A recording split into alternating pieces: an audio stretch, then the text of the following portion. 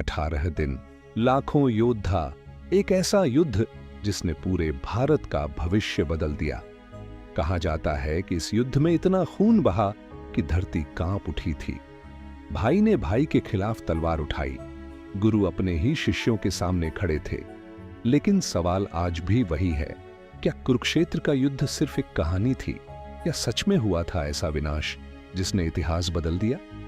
इस कहानी की शुरुआत होती है हस्तिनापुर के राजवंश से।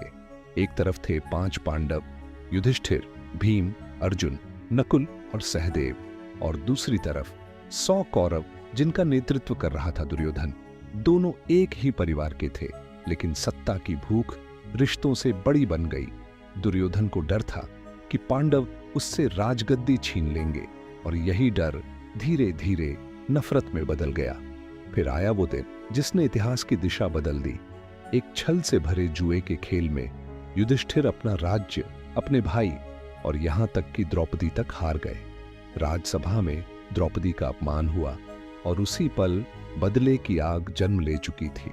पांडवों को 13 साल का वनवास दिया गया, लेकिन वनवास खत्म होने के बाद भी दुर्योधन ने उन्हें उनका राज्य लौटाने से इनकार कर दिया।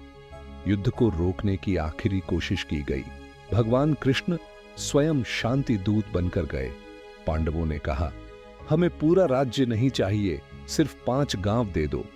लेकिन दुर्योधन का अहंकार इतना बड़ा था कि उसने जवाब दिया, सुई की नोक जितनी जमीन भी नहीं दूंगा। और यहीं से युद्ध तय हो गया। कुरुक्षेत्र की धरती पर शुरू हुआ इतिहास का सबसे भयानक युद्ध।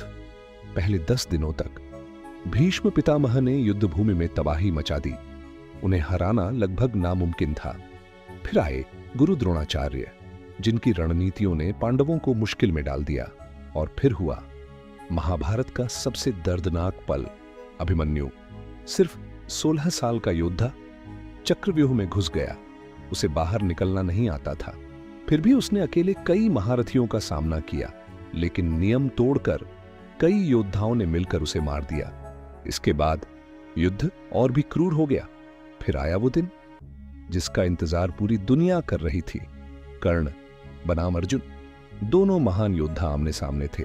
लेकिन युद्ध के बीच कर्ण के रथ का पहिया जमीन में फंस गया, और उसी पल अर्जुन ने कृष्ण के कहने पर अपना घातक वार कर दिया।